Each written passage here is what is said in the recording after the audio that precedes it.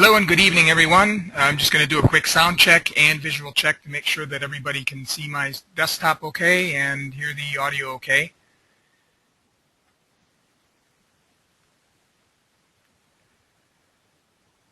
Hi, Michael. How you doing tonight? Thanks again, everyone, for joining us. Just going to let a few more people filter into the room here as we get going. And again, if a few of you out there wouldn't mind with a little bit of feedback, just type into your questions pane, letting me know you sound okay, can see everything okay. And those are the two mediums that we're using tonight for delivery of this webinar.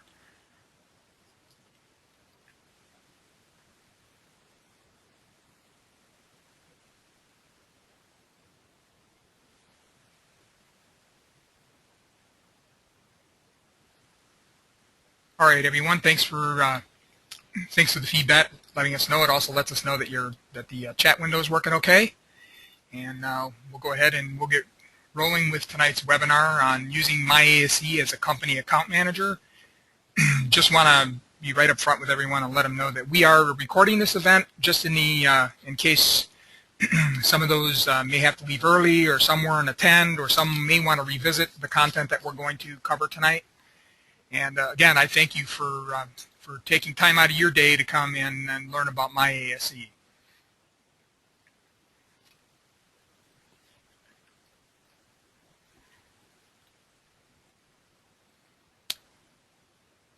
Okay, tonight's webinar team, I'm going to start with Tony Mala, who's our Vice President of Communications.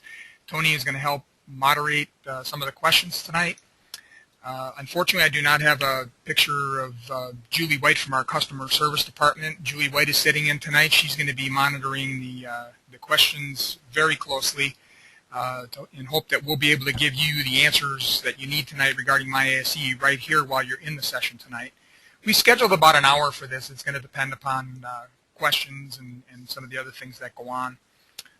And my name is Dave Kappert. I work in the Electronic Initiatives area here at ASE, and I'm going to be presenting the content tonight. And again, thanks for joining us. Quickly, I just want to go through a little bit of housekeeping and talk about our online interface. On the left is your viewer window, which is basically what you're seeing right now as far as what's on my desktop. Anything that I display on my desktop, you'll see on your screen.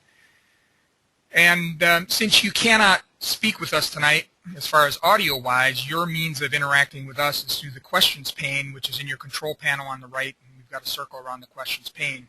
When you enter your questionnaire, you just send it off, and that will come our way. We'll be able to look at your questions, hopefully answer all of them to your satisfaction, and when possible, even share them with the rest of the audience. Make sure that your speakers are set to a comfortable listening level so you can hear okay.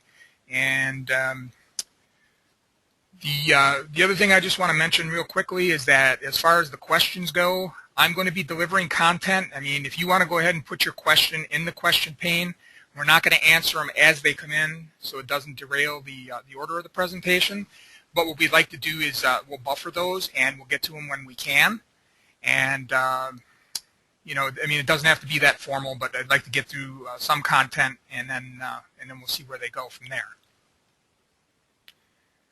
I want to address mobile devices just briefly because we are now experiencing roughly an audience of around 40% that are attending these events using a mobile device. And it doesn't matter whether you're on the Apple iOS, an iPad, an iPhone, or on Google Play. With any of the Google Android devices, so on and so forth, smartphones. Couple rules of engagement there. You can communicate with us via chat, which is a good thing. That's actually a step forward. The Android app did not have that capability until recently. So you can, just like if you run a desktop computer, you can send in your questions via chat on one of the portable devices.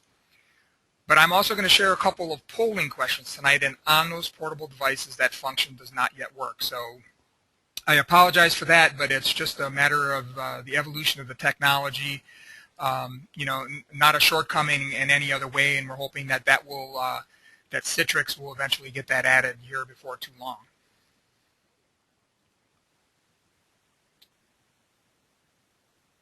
Okay, with that, I want to go to my first polling question.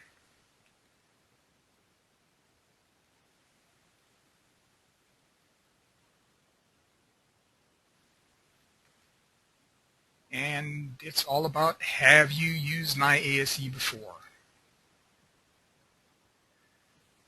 While you're answering that, I just want to give you a little bit of background. I mean, myASE, I believe, goes back all the way to 2004 as a read-only type of online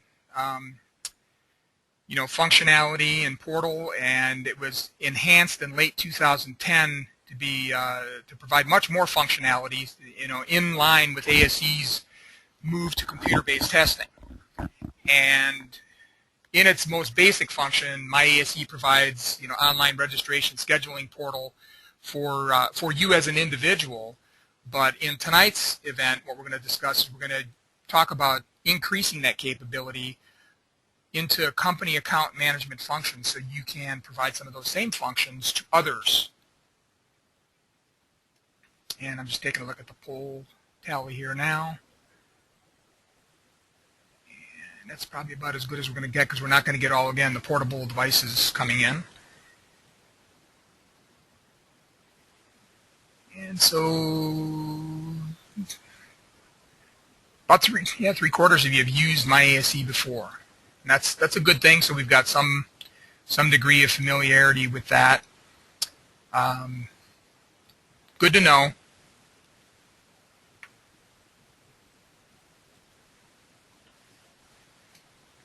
Okay.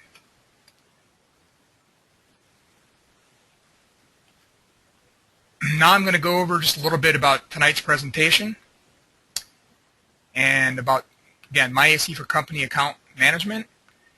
Talk to you a little bit about the introduction of myASE, its evolution.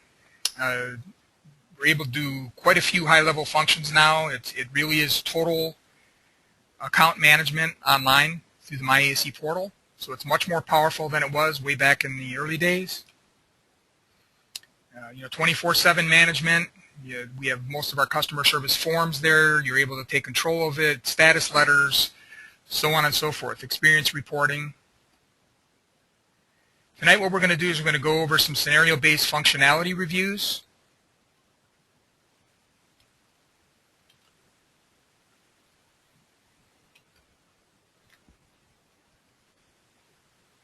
Then we'll get to the questions.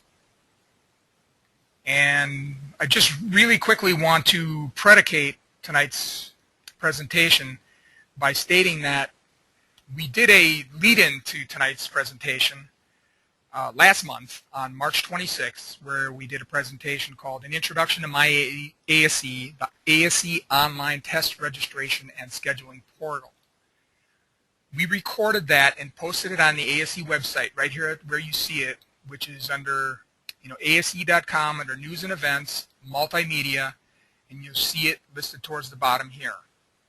That's where you can view the recorded version. That may be beneficial to you because, again, tonight we're talking about the company account management functionality, which takes into account the fact that by now you already have a myASE account, that's already been set up. We're not going to talk about how to set one up tonight. We're going to talk about how to escalate the functionality of myASE.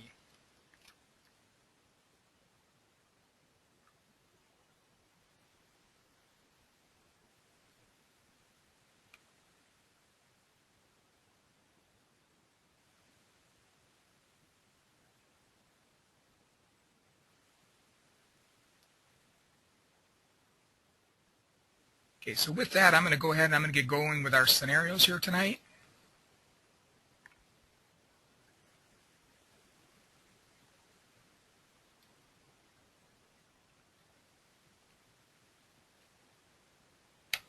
Okay, one of the key things I want to point out right away is that in many situations, you may not be a technician that wants to manage the profiles of other employees. I mean, you may have an admin function, so on and so forth. So my point is that you don't have to have a certification profile per se, but you do need to have a myASE account in order to administer the accounts of others. So once you have an account, you're going to start out in typical fashion, username and password login.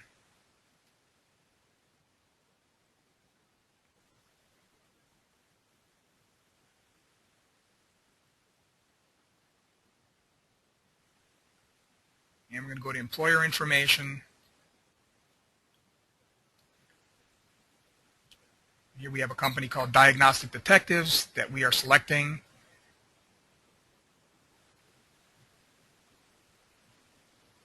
Okay, now what we did is we just selected a company, and what we're doing is through the portal we're going to make an application to ASE to become a company account manager of that company. Now, one of the key things about this is that even though we're in an online environment, this information, you're going to need to fill it out and get it into us because it requires some human review. It can't all be done electronically, so there's a little bit of a review to it.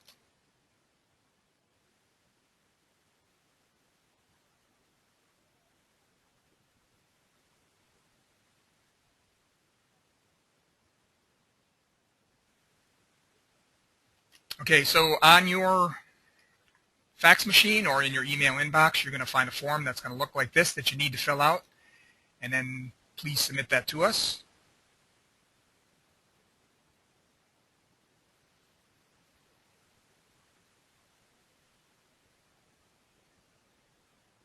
We're saying roughly 3 days to process it. It depends on how many we have at that time, and we may need to get back with you to clarify certain pieces of information on it. Okay, then after we go through it, if it's been reviewed, you're going to receive an email like this that's going to tell you that your status has basically been elevated for that account.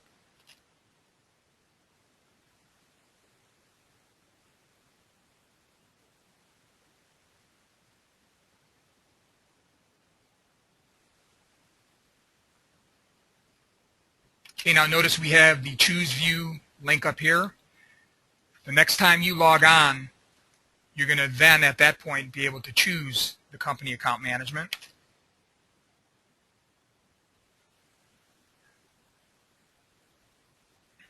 And at this point, you shift gears from your individual account to your company account.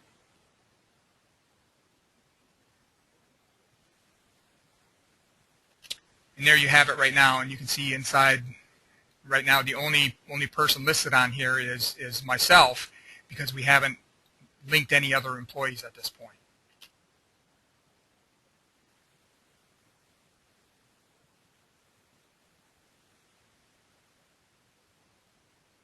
Okay, so let's go ahead and we're going to add some to the roster.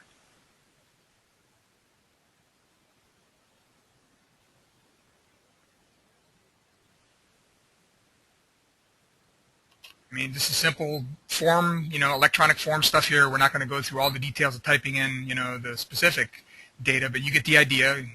Probably everyone in the audience tonight has filled out some sort of electronic form or another.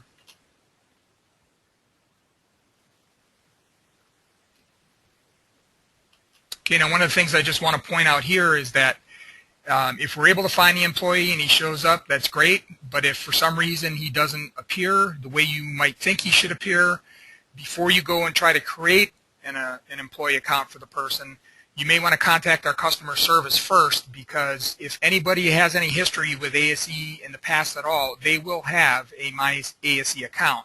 So it'd be easier to get that account upgraded and updated to whatever disparity might be, a different name or some other detail missing. Check with our customer service folks first before you go ahead and try to create another name in it, especially when they've had a known ASE testing history.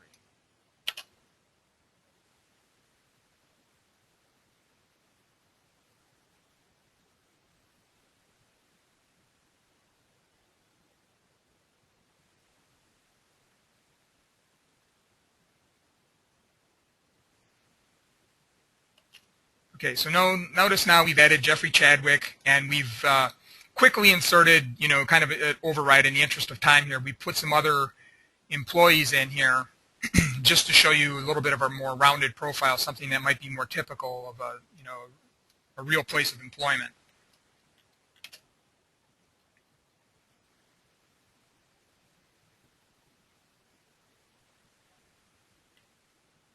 Now, if you want to remove them, just as it shows, you remove, you click submit. Now, one distinction I just want to make real clear here is if you remove that employee link, that does not in any way remove the employee profile.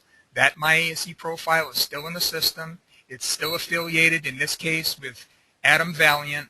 So it doesn't get rid of the profile, only the relationship between your myASE company account management function and that person's profile. It's an important distinction.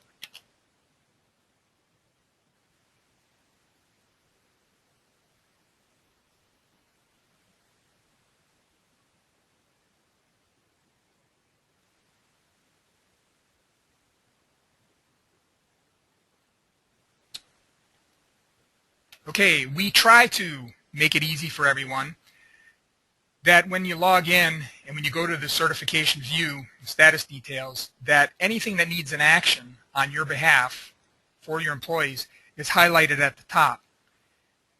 You know, an appointment, we've got you know, certifications expiring soon,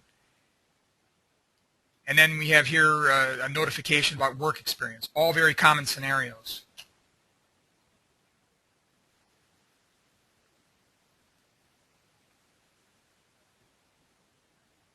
Okay, as far as status details, we try again to make that very easy by, you know, using green checkbox for currently certified, expired test, work experience needed, and then we have some letter codes for blocked information, so on and so forth, where you would need to contact ASE customer service. We try to make this as clear as possible.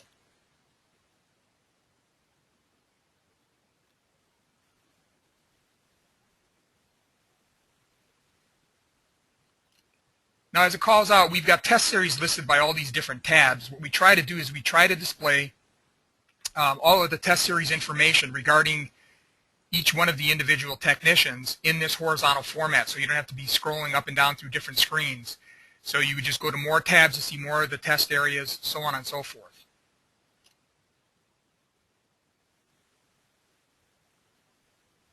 So here you see we're looking at L1 status now. And now we're going to toggle back to the regular auto series. So here you click on that hyperlink, and there you're going to see a certification profile with that particular technician, which, you know, if you want, you can go ahead and you can print that out. And here what we'll do is we'll just go ahead and we'll close that out.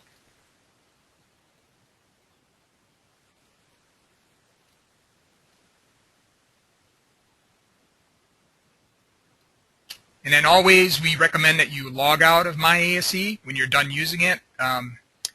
It's important when you have your own myASE account with your own information that's shown. It's even more critical when you're in an employee type of situation where you have multiple employees shown and their status. You probably want to, you know, keep that guarded and you know, away from prying eyes. So we encourage you to log out. Our default logout time, I believe, is 20 minutes if you were to walk away. But again, it just makes, you know, good practice for you to click log out when you're done.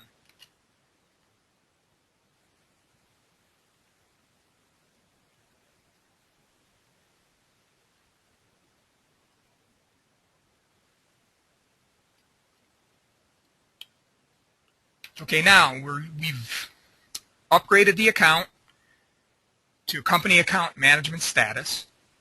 We've affiliated some technicians with that company account.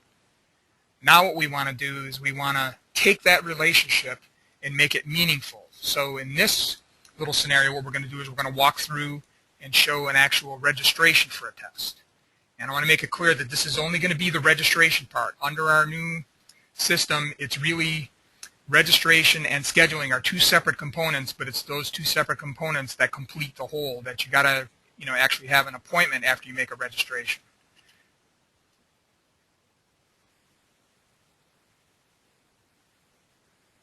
Okay, big old button there, register now.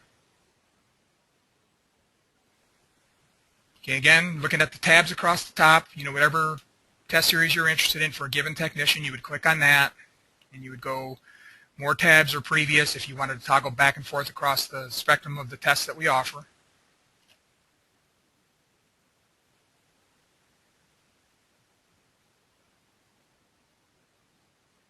Okay, we keep things color-coded, so it's very quick for you to visually identify where people are at in terms of certification status. And if you need to, like in this case, you had Johnson, George, or Chadwick, Jeffrey here, you could be doing, you know, their tests all in one time, going across all your employees.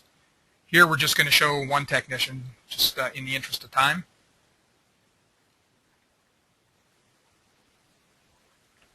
Dave, this is Tony. If I can interrupt for 1 second, we do have a question. Okay. Will you be notified if someone has accessed your information? Okay, so in other words, if I understand, and Julie, you might want to elaborate on this, but my understanding would be is if I'm an employee and an employer is going to link to my information, I have to grant a release in order for that employee to see my information. It's a checkbox in my profile that says release my ASE status to others. Excuse me, that is correct. Everyone has the ability to share information with their employer or choose not to, in which case if you are paid increases based on certifications, of course you want to keep the employer in the loop. But if you choose not to release your information, then they will not be able to see any information pertaining to you unless they've purchased specific tests for you. Then that information they would specifically be able to see. Nothing over and above that. Okay, does that answer that question?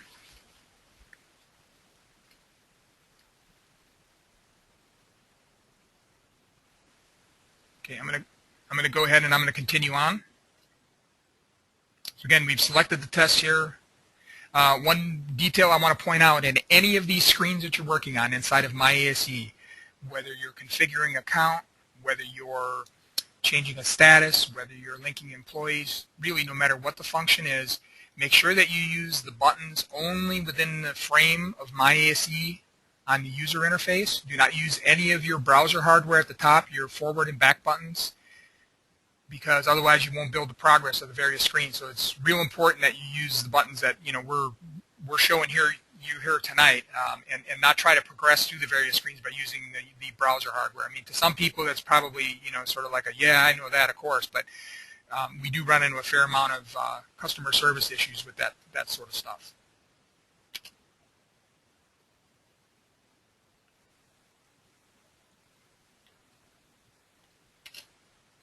Okay, so we're going to continue.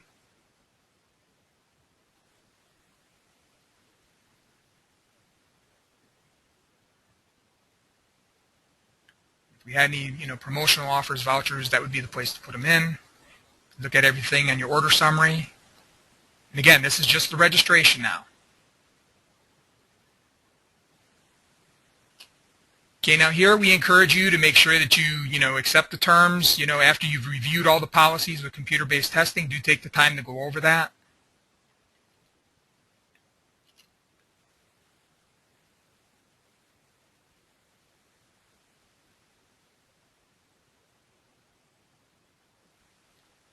Okay, our method of payment, our preferences is 4 major credit cards. Under special situations, ASE may consider a PO.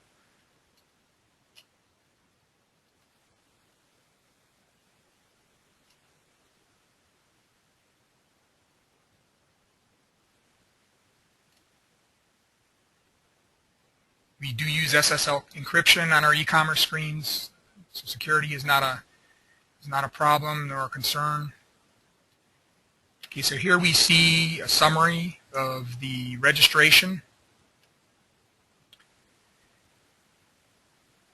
And note that you have 3 days from the date of registration to cancel any tests for a refund.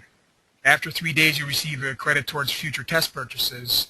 When you, the employer, register an employee for a test, only the employer can cancel those tests, not the employee. And one of the things I also want to point out is the 3 days is 3 days, but if you were going to be registering and taking tests inside of 3 days, a very narrow type of appointment window, then you wouldn't have that 3 days to get a refund. You basically are going to be locked in at that point.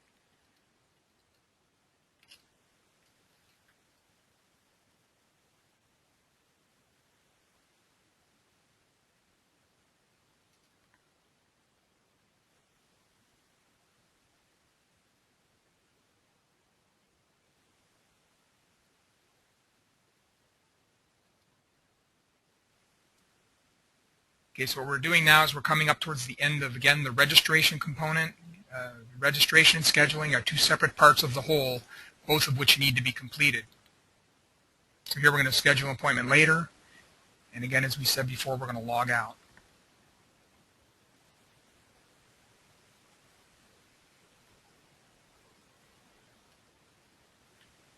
This might be a good time to take one or two questions, Tony, if there's anything there, either for myself or for Julie. I'm not sure what the question pane is looking like at this moment. Dave, there's one question that came up more than once, and I think we need to reassure people that using this process, an employer registering an employee into a company myASE account does not affect the individual myASE account, right?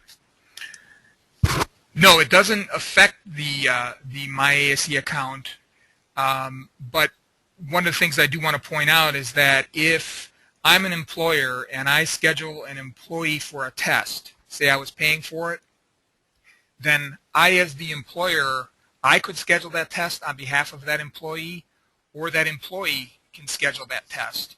It gives the flexibility either way. So what I might want to do is I might say, John, I've scheduled you for this test, but I wasn't sure when you were available to take it. Would you go and actually, I should say I registered you for that test. Would you go and take a look and see when you're available based on the available appointment times, and go ahead and schedule that and go ahead and take those tests.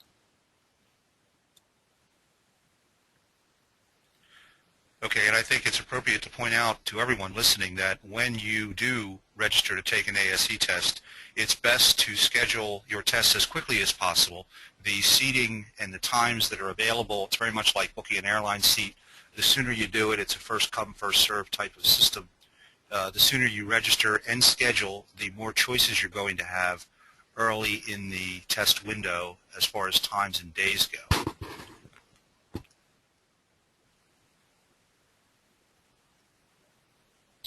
One other comment that I know comes up a lot is if you don't see a day and time that you are looking at in the week you want to schedule, also look deeper.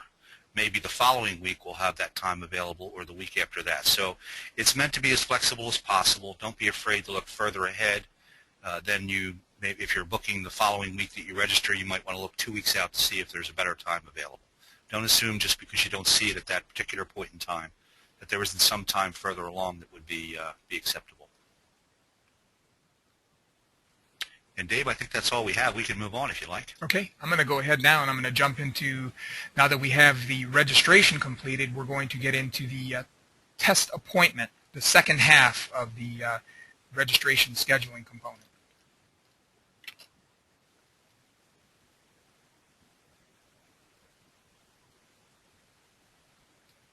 Okay, again, it begins with the login, and as we said before in your alerts box, you notice here that the registration was completed, but it states that your employees have tests without a scheduled date and time at a Prometric center. So we're going to follow up on that.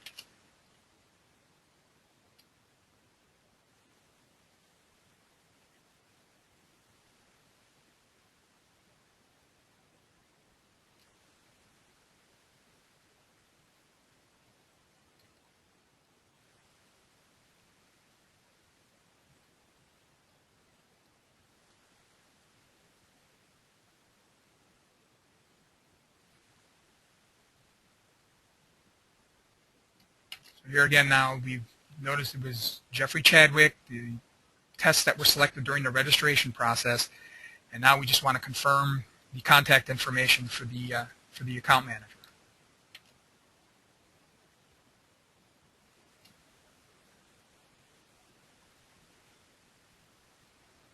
Okay, at this point we've shifted gears. We are now actually over on the Prometric, our testing partners site. And it's very important that you, again, read each one of the screens, review the information as necessary. And again, just to reinforce, do not use the browser navigation. You're going to see on these screens a series of next and back buttons. Please use only those buttons that are on screen.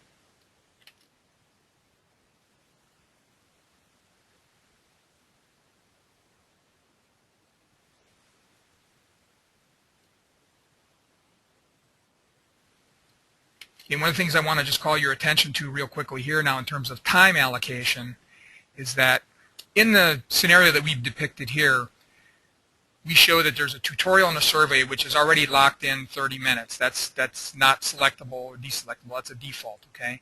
Everything else in terms of the other tests are going to be in addition to that amount of time. And you'll see that reflected right here as it selects those other tests. So just be mindful of the time allocation.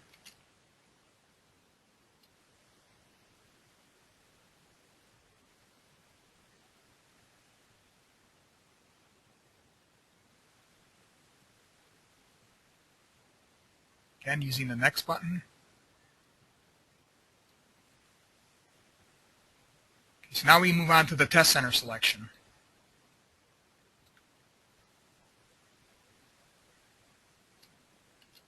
Okay, in this case, in this scenario, the Alexandria Test Center is going to be our closest one. We're going to click on the Schedule an Appointment link.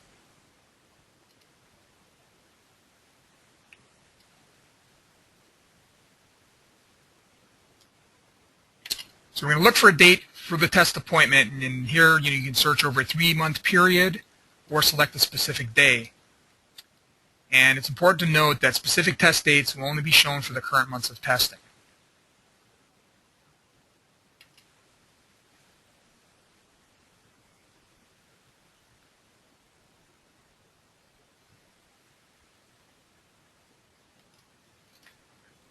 Now, if you notice here on these calendars that are shown, you're going to see grayed out days where you can see there's nothing available there. But then you can see in this example under August of 2012, as it were, you've got the 16th, 23rd, and 30th. Those are selectable links. So anything else that's grayed out is just not available, or at least at that particular time.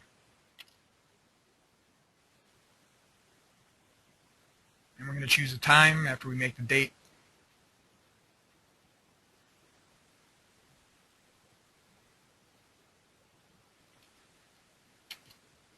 Okay, carefully check all this information. Make sure it's what you wanted it to be, because again, these processes are additive. I mean, if not, click back and go through and change what you need to change.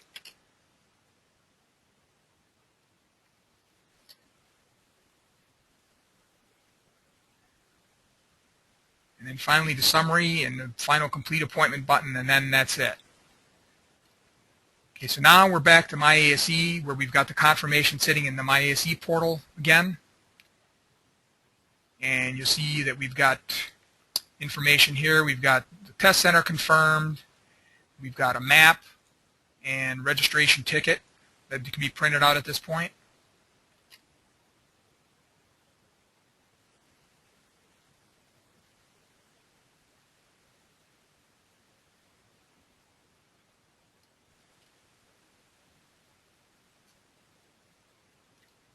Again, just another view of the test appointment, and still we have 2 unscheduled tests yet that we are going to need to schedule another appointment for. We can get registration tickets at this point.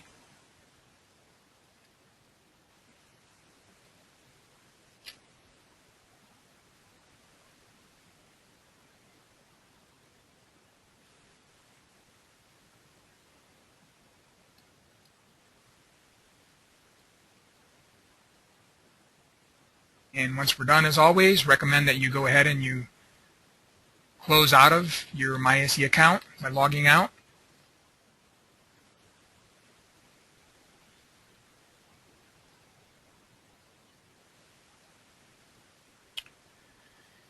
And what else do we have in the way of questions, Tony?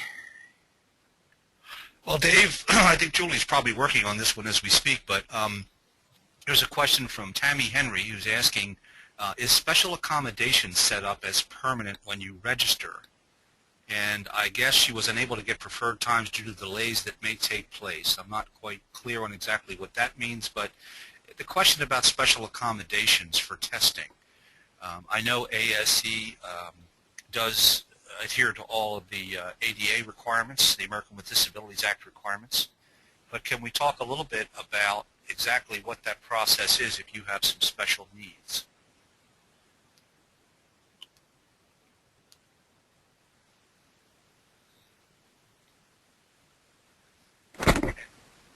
Hello, Julie.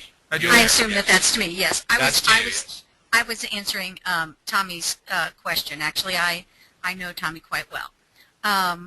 And so hopefully I'll be able to assist him. In order to test using special accommodations, a person actually has to have specific paperwork completed by a doctor and send in that paperwork along with documentation for review, and the accommodation has to be approved. The accommodation can be a permanent accommodation, and or it could be a temporary accommodation. If somebody has a broken leg, for instance, and for whatever reason needs to have a wheelchair, that would be very possibly the need for a temporary accommodation, and we would be able to assist that person as well. The process should go, and the best way to do it is to apply for your accommodations first, and then we can work with you to get your tests purchased and your time scheduled, because the scheduling has to be done through a special telephone number with a center that is set up specifically to set up and schedule the appointments to make sure the accommodations are in place. Okay, that's great. And Julie, what sort of time frame should a person allow to have these accommodations? How long does it generally take? I would allow at least 2 weeks. It can take up to a month, and even longer depending on how quickly we can get information in from the doctors, because we do need some supporting documentation.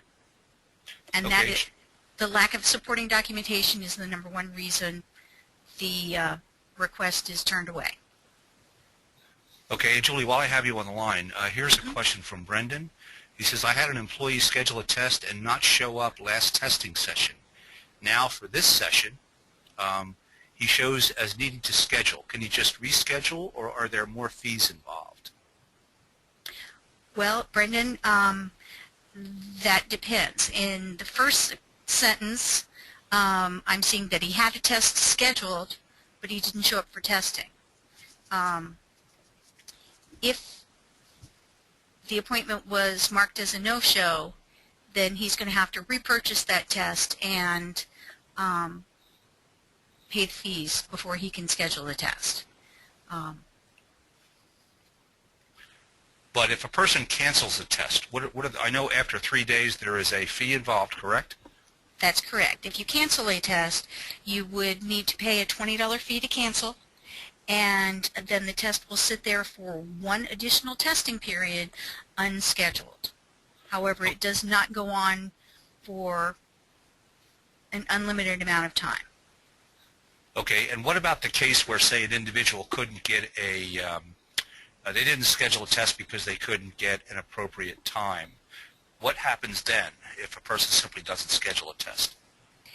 If the test was purchased during the current testing administration, it will again carry over for 1 additional testing period. So for instance, this being spring testing right now, it would carry over and the eligibility would be good through the summer testing window, and you could schedule your test and take it during that time. At the end of that testing window, it will expire. Okay, but under those conditions, for 1 testing window, there would not be any additional fees. Is that correct? As long as the same tests are being taken, the ones that are already purchased, sitting there on your account. So if a person purchases a test and for some reason is unable to schedule it, it will roll over for 1 more testing session, and there won't be any additional fees. All they have to do is schedule, right? Correct. Okay, great. I see one other question that's regarding natural disasters and testing centers. If there is a problem with an actual natural disaster, we have had situations where there have been tornadoes, hurricanes, blizzards, etc. Every effort is made to contact the test taker up front and let them know whether or not the testing center is going to be open. And the appointment will be rescheduled for you. In the event that for some reason we were not able to contact you and there is a situation, maybe you have 2 feet of snow in your area and you can't travel from point A to point B, if you contact customer service at the telephone number, and I will actually type it into an answer here and send it to everyone, then we will assist you and we will tell you what steps to take. But we will do it on a case-by-case basis. We'll help you to get rescheduled. And I think it's important to point out it's not just natural disasters, but if, for example, a test center had some sort of a power failure or almost any type of interruption that's not the fault of the test taker, the same rules would apply. That is correct. Yeah. Mm-hmm. Okay, great. And Dave, I'll take one more question, then we can move on. It says, do you think you will be adding more testing sites?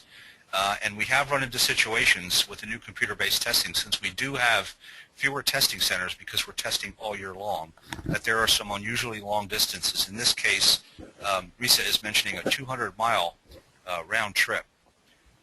We are working with our testing partner to add test centers as quickly as we can to address these large distances.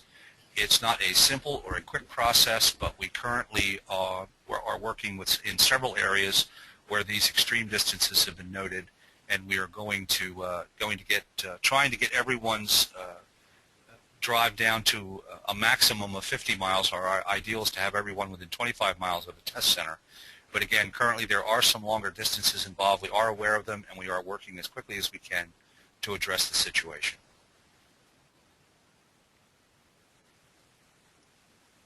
Okay, Dave, and with that, if you'd like to move on. Okay, up on the screen you will see some resources that we recommend to help in getting a little bit more familiar with not only myASE. myASE is a company account manager. The demos I showed, you can run them yourself. We make those available to you at the URL shown. Some information prior to registration or review that makes the whole process go a little bit smoother when you get into all the screens of filling out information. We have our own YouTube channel at youtube.com/ASE-tests, and you can always find details on computer-based testing at www.ase.com/details. And with that, just as a reminder, the spring test registration is currently underway through the 21st of May, and the test dates go through the 31st of May. And with that, that's what I had planned for tonight as far as content. And if there's any other trailing edge questions here, we'd certainly like to take them. Okay, Dave, we do have another question. Actually, at the end of that last question, I noticed that a comment was made about not having Saturday testing. Test centers, not all test centers have all the hours, but most of them have evening and at least one weekend day. Some of them actually even have some Sundays available, but it is up to the test center. In some locations, evening testing is not possible. For example, at some of the schools because the campus is closed down. In some cases, the weekends are not available. But your best bet is to contact the test center that's closest to you and see if they offer the Saturday time or the evening time that you're looking for. If they don't have anything available, again, look deeper into the schedule to see if perhaps something is available the next week or the week after. Failing that, although it may involve a slightly longer distance, you may want to check with the second closest test center to you to see if maybe they have some additional times available, which would be weekends or nights. Again, we are working with our test partner to try to add as much time as possible. We currently have a situation where in some locations, for example, the evening hours, there are more evening hours opening up at the end of the test window, and they do try to earmark those evening hours for the ASE test takers on a first-come, first-served basis. So again, even though there isn't a evening hour available perhaps this week when you want to take one, or a Saturday or a Sunday or whatever, you may want to, again, look deeper into the schedule or check perhaps the second closest test center that may be able to give you the time you want, even if you have to drive a little bit further. We do hear from our technicians regarding the need for this time, and we're working quickly. Another question here from Risa is about Hawaii. The nearest test center is on another island. He's probably talking about Maui. And yes, we are painfully aware of the Maui situation. In fact, we have been working with Maui Community College, and at last I checked, There is a contract signed. The delay is on the college side, not on our side, but they assure us that they will have that center up and running as quickly as possible. We're hoping to have it up hopefully this summer, if not the end of this current test window, and certainly we hope by the fall. But we are aware that there is no test center on Maui at the moment, but again, we have been working with Maui Community College to get that up and running as quickly as possible. And again, last I heard, we do have a contract with them. It's just a question of getting everything up and running. And Dave, I don't see any more questions. We do have a couple of minutes. Do you have any final words? Or Julie, was there anything you'd like to add to anything I just said regarding the test centers? Excuse me. The only thing that I would like to add is satellite centers. With some people are not sure what they're supposed to do as far as setting up appointments with the satellite center. In those particular cases, you set up an appointment directly with the testing center itself. And you call and set up appointments. And they speak to you regarding that. Okay, and just to explain, there are two types of test centers. One is an official Prometric test center. The ones that we're adding to address some of the distance questions that were raised are called satellite centers. It is a slightly different scheduling process. The satellite centers are not scheduled through the Prometric system that was described this evening. Those schedules are made directly by calling the test center. And Julie, don't we let them know what type of test center that is? How do they know they're dealing with a satellite center that they need to call?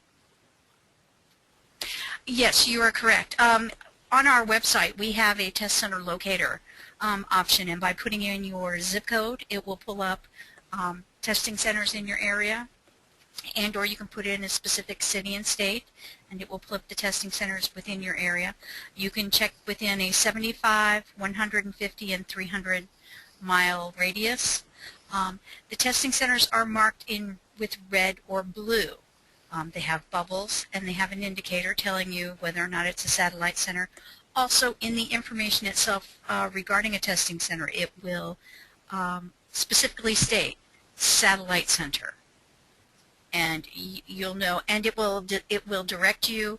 The information will direct you to contact the center directly to set up your appointment. Those centers will not be listed, as Dave was saying, on the website if you're trying to schedule people through the ASE website with Prometric. That help answer that question? It does. And okay. Julie, let's one more time. If anyone has any questions, what's the best phone number for them to call? That would be 1-800-390-6789. That is the toll-free telephone number to customer service. We're here from 8 a.m. to 5 p.m. Eastern Time. We do have voicemail capabilities, so if you call after our normal business hours, please leave a voicemail. We'll be happy to return your call and answer your questions. And we are here to assist you. Okay, and Dave, with that, we're going to turn it back over to you. It looks like we're finished. Okay, well that wraps up tonight's presentation on company account management using myASE. I thank everyone for attending. Again, just as a reminder, this was a recorded session, and you should be receiving notification on where the recorded event will be, and then plus it will also eventually end up on the ASE website, and where we're trying to store all of these past events. And thanks again for attending, everyone. Have a great night. Thanks, everybody. Good night.